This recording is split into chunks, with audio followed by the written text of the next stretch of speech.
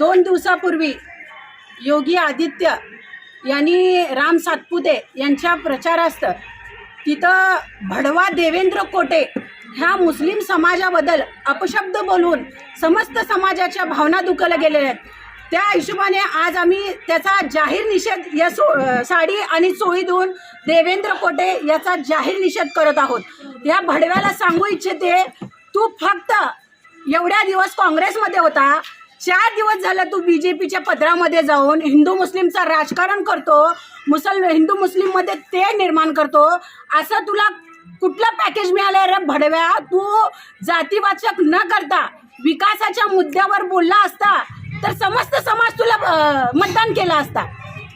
इलेक्शनचा प्रचार सुरू असताना राम सातपुते असेल आणि हे देवेंद्र भडवा असेल फक्त आणि फक्त मुस्लिम समाजाला टार्गेट करून हिंदू मुस्लिममध्ये फूट पाडून दंगली घडवण्याचं काम करत आहे। मी सीपी साहेबांना आपल्या सगळ्यांच्या माध्यमातून विनंती करते की त्याच्यावर कठोर कायदेशीर कारवाई करावी। जर सोलापूरमध्ये वातावरण बिघडलं, जर काही उच्च नीच झाली तर ह्याचा जबाबदार हे भडवा कोटे आणि राम सातपुते असतील। निवडणूक आयोगाला पण विनंती करते की त्यांनीही ह्याच्यावर कायदेशीर कारवाई करावी।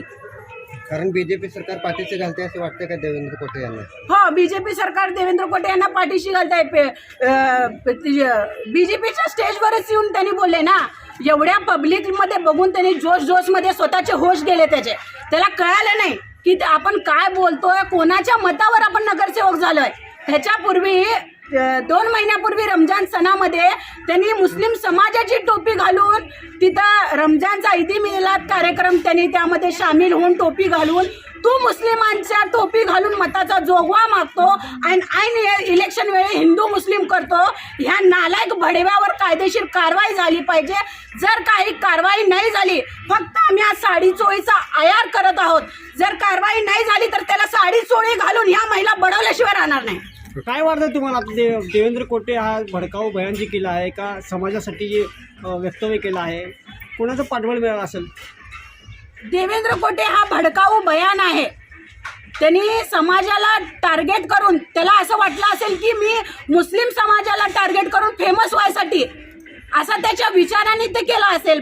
पण असं होणार नाही ना। हिंदू मुस्लिम हे सगळे सोलापूरमधली आपली पूर्ण हिंदुस्थानमध्ये हिंदू मुस्लिम हे एकजुटीने राहतात। मी तुम्हाला उदाहरण देते, हे मराठा वस्ती आहे, आम्ही वर्षानुवर्षे इथं राहतो, कधी आम्हाला ना हिंदूचा त्रास आहे ना मुस्लिमचा त्यांना त्रास आहे आणि विरोध तर कुठलाच नाही। आम्ही सगळे हिंदू मुस्लिम एकत्रपणे ईदला ते आमच्या घरी येतात, दिवाळीला आम्ही त्यांच्या घरी जातो। खूप चांगल्या पद्धतीने आपल्या भारताची संस्कृती आहे की हिंदू मुस्लिम एकत्रपणे राहतात, ही खूप चांगलं आहे। पण हे असल्या भाषणामुळे कुठंतरी माते फिरू, कुठले तरी 1-2 माते फिरू हे असलं काही दंगलीचा प्रकार घडू शकतं। हे असल्या मातेपुरमध्ये असल्या भडव्यावर कायदेशीर कारवाई झाली पाहिजे। आणि त्यांनी बांगलादेशी शास्त्रीनगरमध्ये नवी जिंदगीमध्ये हेही त्यांनी बोललेलं आहे, अरे भडवे तुझ्याकडे ही माहिती आली कशी? तुला मग कॉन्टॅक्ट असेल चीनचा, तुझा त्यांच्याशी संबंध असेल, तू एक ही बांगलादेशी मुस्लिम इथं काढून दाखव, आम्ही तुला चॅलेंज करतो, तू काय म्हणेल ते आम्ही तुझ्याकडे गिफ्ट देतो तुला।